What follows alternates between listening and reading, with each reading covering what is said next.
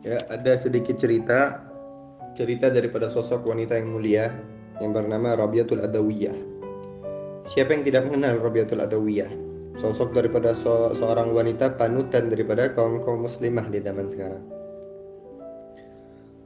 Kalau kita bedah daripada kisah Rabiatul Adawiyah, banyak sekali fadilah ataupun hikmah yang bisa kita dapati. Beliau adalah sosok seseorang waliyah, kekasihnya Allah Subhanahu wa taala. Di dalam Al-Qur'an dikatakan apa? Ala awliya Allah la khaufun alaihim wa lahum yahzanun.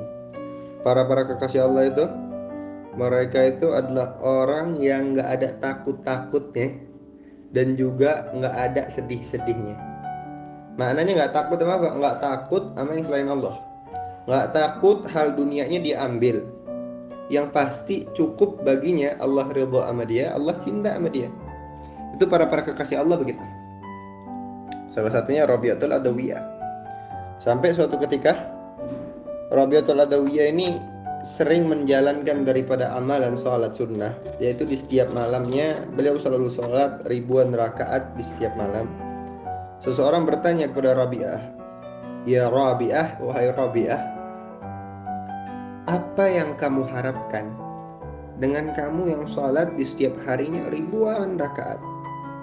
Maka kata Rabiatul Adawiyah, "Demi Allah," kata beliau, "aku tidak mengharapkan daripada syurganya Allah.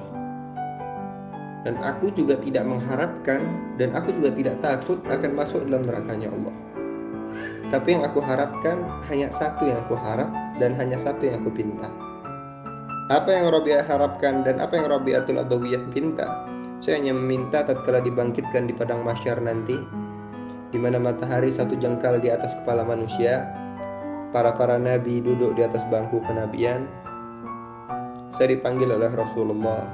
Nabi Muhammad manggil saya, "Ta'al ya Rabi'ah, kemari wahai Rabi'ah."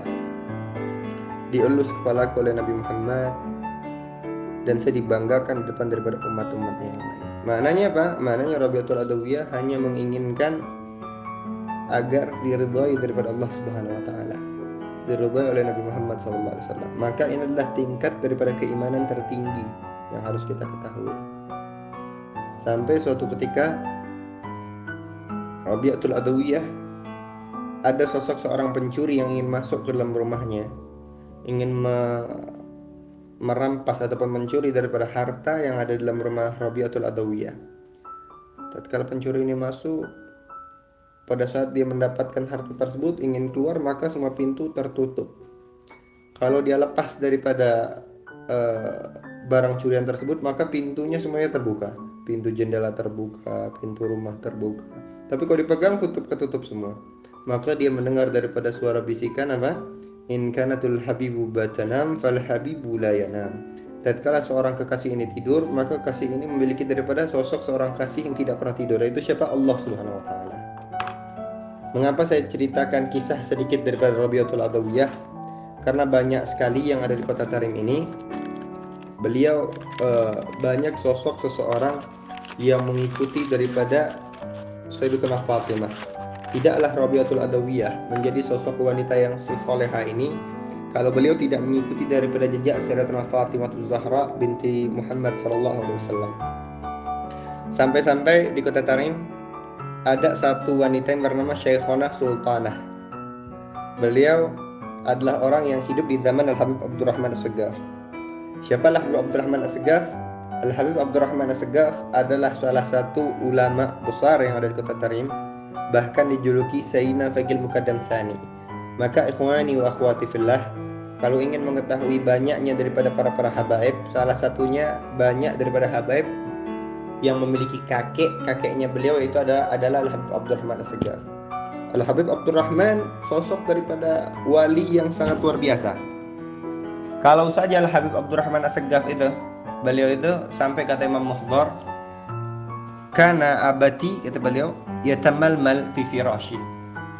Saya lihat saya punya ayah, saya lihat saya punya abah itu, kalau andaikan di atas kasur tuh tamalmal ini tidak nyenyak tidurnya, ke kanan, ke kiri, ke kanan, ke kiri gitu. Oh, ke kanan dia ngelihat apa ya, Habib Abdurrahman? Ngelihat daripada syurganya Allah. Oh, ke kiri ngelihatnya apa ya? Ngeliatin nerakanya Allah. Ini cerita yang kayak begini teman-teman. Yang percaya salah satu menandakan imannya kamu sedang tinggi. Ini cerita-cerita para kekasihnya Allah. Dan banyak daripada, bukan hanya Habib Abdurrahman saja, banyak daripada wali-wali yang lain, para habaib kita yang ada di kota Tarim memiliki daripada karomah yang dahsyat, karomah yang luar biasa. Al-Habib Alwi Al-Ghuyur itu kakek daripada Habib Abdurrahman Segaf.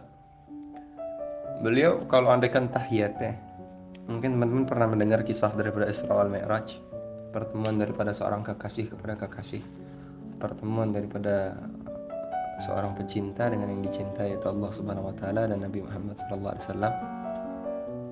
Diabadikan kisah tersebut di dalam tahiyat akhirnya kita. At-tahiyatul mubarakatus salawatut thayyibatu lillah. Ini salawatnya saya, doanya saya, ibadahnya saya, kata Rasul. Saya serahin nama Engkau ya Allah. Assalamualaikum ayuhan nabi wa rahmatullahi wa barakatuh. Allah salam kepada Nabi Muhammad sallallahu alaihi wasallam. Dijawab Nabi apa? Assalamu alayna wa ala ibadillahi salihin. Salawat juga ya Allah kepada daripada orang-orang yang Kau cintai dan orang-orang saleh, termasuk daripada umat-umatku, kata Nabi Muhammad. Sangat luar biasa ya. Dijawab Allah. Nah, Habib Alwi Al-Ghuyur ini salah satu karamahnya Pak, tatkala mengucapkan Assalamu alayka ayuhan nabiyyu wa rahmatullahi wa barakatuh, tatkala di tahiyat akhir, setiap Habib Alwi Al-Ghuyur membaca daripada itu, mendengar daripada jawaban salam yang langsung dijawab oleh Rasul sallallahu alaihi wasallam. Ini menandakan apa? Menandakan Nabi Muhammad itu teman-teman pengen hadir dalam hidupnya kita. Jangankan dalam mimpi pengen ketemu Nabi Muhammad. Dalam keadaan sadar tuh Nabi pengen banget jumpa dengan kita sebagai umat. Tapi kita yang sebagai umatnya ini, yang hatinya banyak maksiat, hatinya yang pengen berjarak sama Nabi Muhammad, maka Nabi nggak hadir dalam mimpinya ente. Bahkan Nabi, ente nggak bisa hadirin Nabi dalam kehidupan nyatanya kamu. Maknanya apa? Mengamalkan daripada sunnah-sunnah Nabi Muhammad sallallahu alaihi wasallam. Maka ikhwani wa akhwati, kakek daripada Al-Habib Alwi ataupun Habib Abdurrahman Segaf yang bernama Sayyidina Fidel Muqaddam Muhammad bin Ali Ba'alawi, ada namanya Ummul Fuqara Siti Zainab. Ummul Fuqara Siti Zainab.